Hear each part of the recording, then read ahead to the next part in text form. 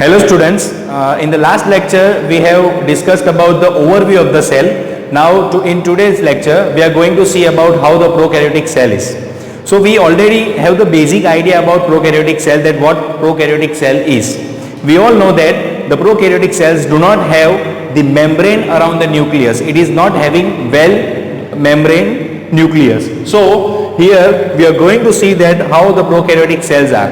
In prokaryotes there are few groups of organisms which are involved, which are called as bacteria, blue-green algae, PPLO, that is pleuropneumonia like organisms, and also mycoplasma. These are the few examples of prokaryotic cells which are available around the world, and they may vary greatly in the shapes. The shapes of these prokaryotic cells may refer in these four shapes. Some are rod-like, which looks like this. If we observe them under microscope, they look like small rods. Some are coccus, which are spherical. In simple terms, જો આપણે એને કહીએ તો તે round શેપના હશે, અને caucus જ્યારે બી હશે ત્યારે ઓલમોસ્ટ એ લોકો ગ્રુપ્સમાં હોય. કોઈ દિવસ ઇન્ડિવિજ્યુઅલી કોકસ બહુ ઓછા જોવા મળે આપણને. So these are the coccus type bacteria કે જે સ્ફેરિકલ હશે. Then this vibrio કે જે કોમા શેપ્ડ હશે, જે રીતે આપણે કોમા લખીએ આ રીતે, તો એ શેપના જ બેક્ટેરિયા હશે, બરાબર. અને લાસ્ટ ઇઝ સ્પાઇરુલમ, જેના નામ પરથી જ ખબર પડી જાય કે કેવા હશે, સ્પાઇરલ શેપ. આ રીતેના બેક્ટેરિયા હશે. તમે કદાચ જે ડેટોલ અને એની એડમાં આપણને બતાવે ને હાથની ઉપર, તો તે મોટે ભાગેના આ શેપના બતાવે, પણ એવા બહુ રેરલી એવા બેક્ટેરિયા હોય, પણ એવા બેક્ટેરિયા પણ હોય છે. યુઝ્યુઅલી આપણા દાંતની સરફેસ પર આ પ્રકારના બેક્ટેરિયા હંમેશા જોવા મળે, જેનું નામ છે સ્પાઇરોકીટ. આપણે રેગ્યુલર બ્રશ કરીએ તો બ્રશ કરીએ ત્યારે બેક્ટેરિયા આપણી સરફેસ પરથી જતા રહે, પણ જેવું આપણે કંઈ પણ ખાઈએ તો ત્યારે તેમાંથી પછી પાછા આપણી દાંતની સરફેસ પર એ આવી જાય. So these are the different shapes of the prokaryotic cells that we see. So basically the prokaryotes are seen in variety of the shapes, but their basic organization remains almost similar in all the different shapes and functions. All prokaryotes have a cell wall. જેટલા પણ prokaryotic organisms છે તે બધાને cell walls છે, accept માઇકોપ્લાઝમા. માઇકોપ્લાઝમા જ એવા organism છે જે લોકોને સેલ વોલ નથી હતી, અને એ cell wall it is surrounding the cell membrane. જો અહીંયા તમે જોઈ શકો, ધીસ જે ઇનસાઇડ છે that is cell membrane, and એની આઉટર લેયર, બરાબર, તો that is cell wall. So all the organisms, all the prokaryotic organisms are having cell wall around the cell membrane except the mycoplasma. And as it is the main characteristic of prokaryotic cells, they don't have well defined nucleus. એ લોકોનું જે nucleus હશે તે વેલ defined નહીં હશે, અને એની અંદર જે chromosome હશે તે નેકેડ હશે. નેકેડ એટલે there is no surrounding layer. So આ રીતે basically in the centre of the prokaryotic cell એ લોકોનું જે પણ ક્રોમોઝોમલ પાર્ટ હશે તે ક્રોમોઝોમ વિધાઉટ એની મેમ્બ્રેન ત્યાં હશે, બરાબર, સિચ્યુએટેડ હશે. અપાર્ટ ફ્રોમ ધીસ ક્રોમોઝોમલ ડીએનએ, આ ક્રોમોઝોમમાં શું હોય, અલ્ટિમેટલી ડીએનએ જ હશે, બરાબર. આ ક્રોમોઝોમમાં જે ડીએનએ છે તે સિવાય બીજો પણ એક સ્મોલ સર્ક્યુલર ડીએનએ હોઈ શકે અમુક બેક્ટેરિયામાં. There can be some small circular DNA in bacteria which is called as plasmid. આ જો આપણે જોઈએ કે આ સેન્ટરમાં જે ક્રોમોઝોમ છે તે આ જે બાકીનો જે હશે તે એકદમ નાનો ડીએનએ હશે, બરાબર, જેને આપણે પ્લાઝમિડ કહીએ છીએ. This plasmids or the extra chromosomal DNA are giving some specific characters to the prokaryotic cell. એ લોકો કોઈ એક સ્પેસિફિક ફંક્શન માટે હશે. It is not absolute necessary for the requirement for the living of the prokaryotic cell. એટલે જો કદાચ આ પ્લાઝમિડ નહીં હશે તો એવું નહીં થાય કે પ્રોકેરિયોટિક સેલ મરી જશે, બટ એ લોકોને કોઈ એક એડિશનલ ફીચર આપે, બરાબર. ફોર એક્ઝામ્પલ, એક પ્લાઝમિડની વાત કરીએ તો કોઈક પ્લાઝમિડ એક આવે R plasmid. R plasmid is responsible for the resistance against the drugs.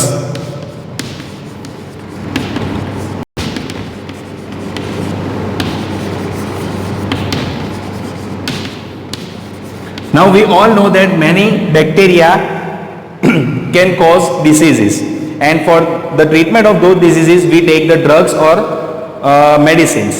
So they have this R plasmid which can develop resistance against the drugs or the medicines that we take. So it is one of the functions of plasmid. There are so many different types of plasmid. This R plasmid is having such particular function. Now in case of prokaryotic cell do not have well defined organelles. આપણે જો eukaryotic સેલની વાત કરીશું જે આગળ, તેમાં તમે જોશો કે જેટલા પણ ઓર્ગેનલ્સ આવેલા છે, all the organelles are well defined. એ લોકોનો એક પ્રોપર મેમ્બ્રેન હશે. ઇન કેસ ઓફ પ્રોકેરિયોટ્સ તે લોકોની પાસે પ્રોપર વેલ ડિફાઇન્ડ જે ઓર્ગેનલ્સ હશે તે નહીં હશે, અને એ લોકોની ઓર્ગેનલ્સ યુકેરિયોટિક સેલ કરતાં અલગ હશે એક્સેપ્ટ રિબોસોમ્સ. જે રિબોસોમ્સ છે they are quite similar from eukaryotic cell as in case of the prokaryotic cell. The prokaryotic cell have their own uniqueness in case of mesosomes and inclusion bodies or inclusions, which are basically the extension of the plasma membrane or the cell membrane of prokaryotic cell, and which is there for specific functions.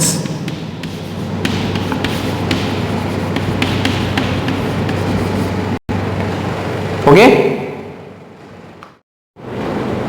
so now we will go for the discussion of cell envelope and its modifications. Almost all the prokaryotic organisms and for example bacteria have very complex cell envelopes. They are having almost 3 different layers in their cell envelope. Outermost is glycocalyx, innermost is cell membrane, and in between there is the cell wall. So there are 3 different envelopes in case of prokaryotic cell, that is in bacteria. Now all these have different functions, but together they have a single function, that is to protect the cell from outer environment and other problems. Now in case of cell wall, there are 2 different types of cell wall on the basis of the staining properties. આપણે જ્યારે પણ બેક્ટેરિયાને માઇક્રોસ્કોપની અંદર visualise કરવાની try કરીએ ને, તો direct જો આપણે બેક્ટેરિયાને જોવાની ટ્રાય કરીએ તો bacteria are basically colourless. Some of the bacteria are colourless, તો એ લોકોને આપણાથી જોવાય જ નહીં. સો એને માટે આપણે એને સ્ટેઇન કરવા પડે. એ સ્ટેઇન કરવાની ટેકનિક એક છે જેનું નામ છે ગ્રામ સ્ટેઇનિંગ.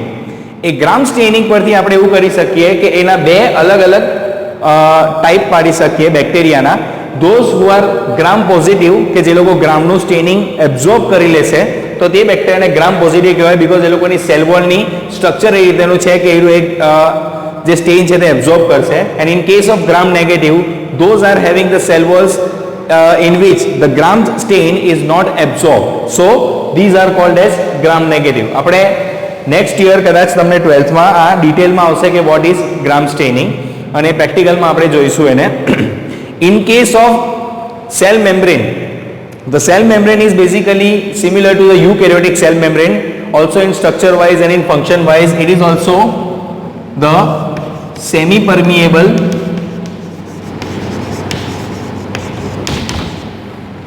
membrane. Now in case of glycocalyx, which is the outermost layer in some bacteria, there are 2 different types of layers. This slime layer is basically soft in nature, while in case of capsule this sheath is tough. So here અહીંયા જે મેં તમને બતાવેલું છે, આ બહારનું જે layer છે તે ગ્લાયકોકેલિક્સનું લેયર છે, બરાબર. It can be of 2 different types, slime layer અને કેપ્સ્યુલ. આ કેપ્સ્યુલ એ બહુ ટફ સ્ટ્રક્ચર છે, પ્લસ બેક્ટેરિયાને અધર જે એ લોકોને જે પ્રોબ્લેમ કરી શકે એવા વાયરસીસ જે કહેવાય તે લોકોથી એ લોકોને જે પ્રોટેક્ટ કરે, તો તે આનું આ લેયર છે. પ્લસ આપણી બોડીમાં જે એ લોકોની અગેન્સ્ટમાં એન્ટીબોડી બને તો તે બી એને પર બાઇન્ડ નહીં થઈ શકે because of this layer. So એ લોકોને માટે બેઝિકલી આ એક પ્રોટેક્ટિવ લેયર છે, બરાબર.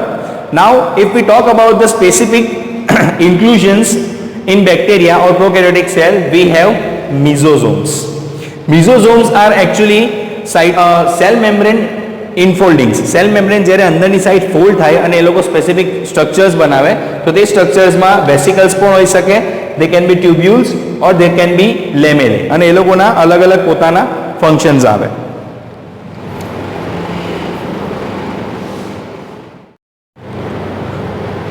So these mesosomal structures, that is vesicle, tubules or lamellae, they help prokaryotes in many of the functions. For example, DNA replication, જે લોકોની DNA હશે તેની કોપી બનાવવા માટે એનો યુઝ થાય, પ્લસ એ લોકો હેલ્પ કરે ઇન સેલ વોલ ફોર્મેશન, જ્યારે સેલ વોલનું ફોર્મેશન કરવાના છે ત્યારે આ મેસોસોમ્સ એમાં હેલ્પ કરશે. Distribution of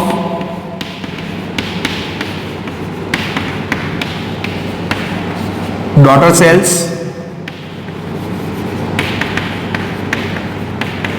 distribution of daughter cells means when this prokaryotic cell undergoes the cell division, the two new cells are formed. These two new cells are called as daughter cells. So તેમાં જે distribution કરવાનું હશે એમાં પણ એ લોકો help કરશે. Apart from that સિક્રીશન, અમુક એવા બેક્ટેરિયા હશે કે જે લોકો કોઈ કમ્પાઉન્ડ્સને સિક્રીટ કરતા હશે તો તે સિક્રીશન માટે બી એને હેલ્પ કરશે. And also in the process of increasing the surface area of plasma membrane. Plasma મેમ્બ્રેનનો સરફેસ એરિયા વધારે એટલે એના જે એન્ઝાઇમેટિક એક્ટિવિટી છે ઇન્ક્રીઝ કરશે કે જે કોઈ પણ બાયોકેમિકલ રિએક્શન્સની સાથે એસોસિએટેડ હશે. So these are the basic functions of vesicles, tubules and lamellae. Now in terms of motility of the bacteria, some bacteria are motile and some bacteria are non motile. Motile એટલે શું કે જે એક જગ્યાએથી બીજી જગ્યાએ move થઈ શકે. those bacteria are called as motile bacteria, while other bacteria are called as non motile bacteria કે જે લોકો પોતાની પ્લેસ ચેન્જ નહીં કરી શકે. now if we talk about motile bacteria, most of the motile bacteria is having a filamentous structure which is an outgrowth from the cell wall which is called as a flagella. એક whip like structure આવે. Whip એટલે શું, આપણે જે ચાબુક કહીએ ને તે રીતેનું, બરાબર. અને જે રીતે આ હાયર ઓર્ગેનિઝમ્સમાં આપણે પૂંછડીની વાત કરીએ તો આ બેક્ટેરિયામાં પણ આ એક ઓલમોસ્ટ પૂંછડી જેવું જ ફંક્શન કરશે. આ જો એક બેક્ટેરિયા છે તો એની સેલ વોલમાંથી આ રીતેની એક વીપ નીકળેલી હોય.